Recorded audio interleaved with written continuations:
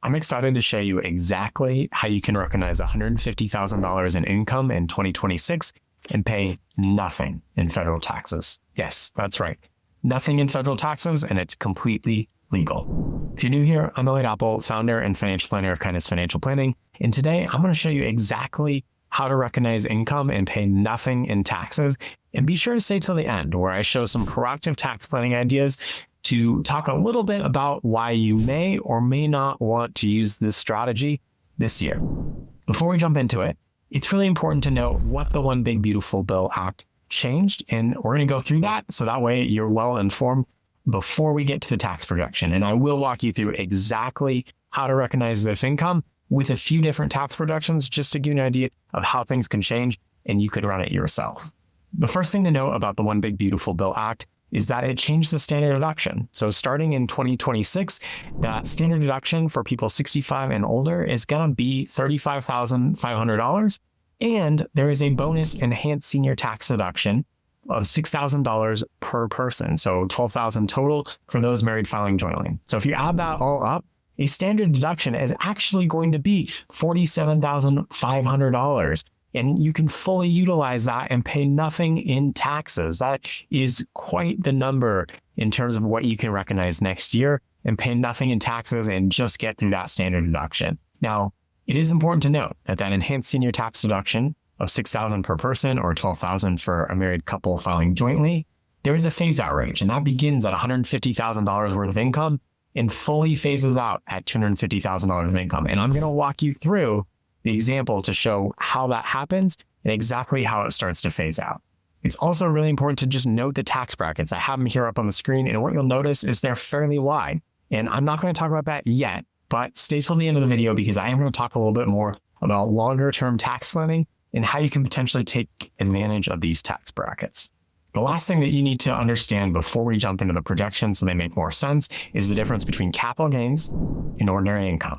You can think of ordinary income as wages, inherited IRA distributions, Roth conversions, taxable interest, basically anything that's going to be taxed at your ordinary income rate, non-qualified dividends.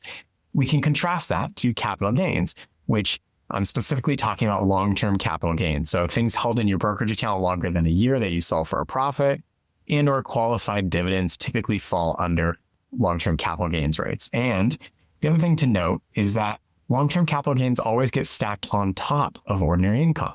And the easiest way that I like to remember this is oil and water. Think about the capital gains as oil, that they always float to the top, and the water, or ordinary income, always is on the bottom. And that is really key for all these projections because we're going to talk about just a pure long-term capital gain scenario. We're also going to talk about some ordinary income and capital gains. So it's really important to understand how they stack on top of each other. Again, ordinary income is going to sit on the bottom. Capital gains are going to get stacked on top of that. So with that, let's jump into the tax projection. So here in scenario one, I want to walk you through a scenario where you're just recognizing long-term capital gains. There is no other income. We will build on this and we'll make this more complex, but I want to start with a very simple example. So in this scenario, there's no taxable interest. There's no other income. Basically, the only thing that you're recognizing this year is $146,400 worth of long-term capital gains. Now, you may be wondering, hey, Elliot, you had talked about $150,000 of income.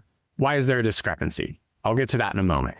But keep in mind here that we're going to recognize that in long-term capital gains. We're going to go to that standard deduction that I mentioned earlier. So that's $35,500 in 2026. And we have that $6,000 per person or $12,000 total for that enhanced senior tax deduction, which brings us, if we subtract that out, to taxable income of $98,900. And the 0% long-term capital gains bracket for a married couple filing jointly goes up to $98,900, which means at the end of the day, this couple is paying nothing in taxes. So that is a great benefit. If they have things in the brokerage account that are held longer than a year and can sell them, they can pay no taxes this year by recognizing that amount of long-term capital gains. But let's build on this and go a step further and add in some ordinary income, keeping in mind that the long-term capital gains always get stacked on top of the ordinary income. Remember that oil is always rising to the top. So let's look at scenario two here. And you'll see in this example, this may be more typical. They have some taxable interest. Maybe they have some money at the bank, a high yield savings account, CDs, whatever that is. They also have some IRA distributions. And in this case, they specifically have an inherited IRA where they have to distribute some money each year. and that's $25,000. They also decide, hey, I have a lot of pre-tax IRA balances. I need to do some Roth conversions this year to help hedge my tax rates in my future tax situation. So they do a Roth conversion of $17,500. What you'll notice is all of these figures add up to that $47,500 that I mentioned earlier, which is that combination of that standard deduction plus the enhanced senior tax deduction. On top of that, they're going to recognize long-term capital gains of $98,900. And where did that number come from again? That is the top of the 0% long-term capital gains bracket. So what ends up happening here is they have total income of $146,400, which is the same as before. It's just a different makeup or different structure of this. We're going to subtract out that standard deduction we talked about earlier, plus that enhanced senior tax deduction to get that taxable income of $98,900. And what ends up happening in this situation is they pay nothing in taxes, and they have a mix of ordinary income and long-term capital gains. Well, why is that? Well, if we go back to this income, we have income or ordinary income of that $47,500, which is fully being offset by that standard deduction and that enhanced senior tax deduction. And then those capital gains are getting stacked on top next. And because they're low enough and they still are falling within that 0% long-term capital gains bracket, they're in a good situation where they're paying nothing in taxes. Let's take this a step further. I had mentioned earlier you can recognize $150,000 of income, and we haven't gone there yet. We're very, very close. So let's look at scenario 3 here. What happens there? Well, you see I added in some wages here, specifically tip income. Added in $3,600 worth of tip income. Now, you may see that and you go, hey, I thought I read that you can have $25,000 of tip income and that can be tax-free. Well, that's not necessarily wrong, but I am keeping this a lower amount because if we go too high with the tip income, we're going to start to see a phase out of that enhanced senior tax deduction. And scenario 4, we'll talk about that a little bit further so you can see how that phases out just as an example. But that's why I kept this purposefully low. And I've kept everything else the same. So taxable interest of $5,000, inherited IRA distribution of $25,000, and then a Roth conversion of $17,500, as well as the long-term capital gains at $98,900. What ends up happening here is we've got $150,000 worth of income. And if we scroll down, same tax deduction, you'll see the total deductions has gone up there just because we do have that $12,000, we get that full deduction still, and no tax on the tip. We're considering that a deduction in this scenario. So taxable income falls to $98,900, and again, nothing in taxes. So this person can recognize $150,000 worth of income and pay nothing in federal taxes. How powerful is that? And so this is the power of proactive tax planning and knowing how much in long-term capital gains do I want to recognize? Do I want to do a Roth conversion? How much am I distributing from an inherited IRA? It's really important to plan this because you can see in this situation, they're paying nothing in taxes. But let's take this a step further and go to scenario 4. I wanted to show you the phase out and how that works. So you'll see here with wages, I've added in $25,000. That is all tip income. And if we scroll down, you'll see I'm keeping the same taxable interest, same inherited IRA distribution, same Roth conversion. So you can see how that works. Same long-term capital gains. So everything's the same except for we've increased the tip income. And what you'll notice is our total income now falls to $171,400. That is above the start of the phase out of that enhanced senior tax deduction. Again, that starts at $150,000, which is why in scenario 3, I only went up to the top of that. So we're going to start to see this phase out. We still get that same standard deduction of $30,500, but you'll notice under this category here, whereas in this scenario, we had $12,000 of that enhanced senior tax deduction, we don't get the full amount here in scenario 4. It's $9,432 because we're in that phase out between $150,000 and $250,000 worth of income. So what does that mean in terms of taxes? Well, it's still not a major tax burden. It's $642 in total federal taxes, which is still not a bad effective rate. You can see here it's calculating a little more than 0.5%. Still a good deal in my book, but it's not necessarily zero in taxes. So I want to be very specific to show you what that's like if you start to phase out, but also show you how you can actually go up to $150,000 and get no phase out in that situation. Now, I do want to pause here for a moment and say, if you want to take advantage of this strategy, great. But for a lot of people, they may actually want to think about longer term tax planning and be more proactive. I mean, a lot of people that want to reduce their tax bill in their current year, and I get it.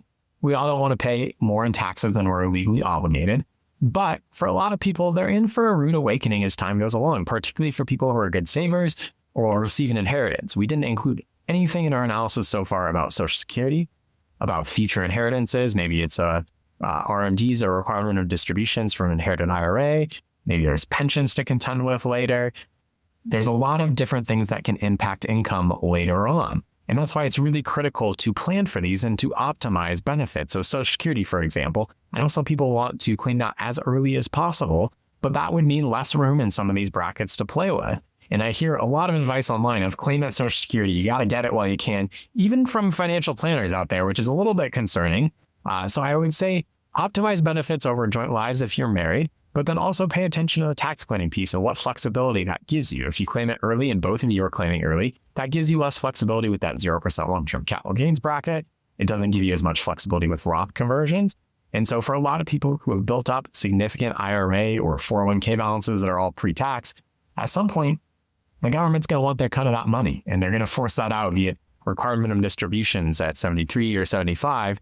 And at that point, if you've done a really good job saving, you might be surprised at how much will actually get forced out. I've met people who actually end up being in higher income tax brackets in retirement than they were during their working years because they just let that tax defer for as long as possible. So all that to say is you can take advantage of this 0% long-term capital gains bracket. You can use up that standard deduction if you want with smaller Roth conversions. But for a lot of people, sometimes it makes sense to fully use those larger tax brackets that we talked about at the beginning of this video to fill up sometimes with Roth conversions before full Social Security starts, before required minimum distributions kick in, and maybe before a potential inheritance where money gets forced out over 10 years while maybe you're collecting your own RMDs. So that is why tax planning is so critical, because we want to take advantage of you lowering your lifetime tax bill, not just this current year. This current year is important, but more importantly, what do your taxes look like over your life? And secondary to that, if legacy planning is important for kids or grandkids, do we want to optimize benefits over their lifetime so that way they're getting more money and less money is going to the government? For a lot of people, the answer is they want to do that. And that's why we want to plan for taxes as much as possible. The other thing I would mention that if you're charitably inclined, it's really important to incorporate some of that charitable giving. So whether you're doing qualified charitable distributions or QCDs, whether you're bunching donations into 1 year or using a donor advised fund, all of that can be integrated with this tax planning to make sure that you're getting the lowest lifetime tax bill that's possible for your particular situation. If you're interested about how this tax planning can impact you and you're curious about working with a financial planner, click the link in the description down below and schedule a time with me. I'd be happy to go through it with you. Hopefully you found something useful here. Enjoy.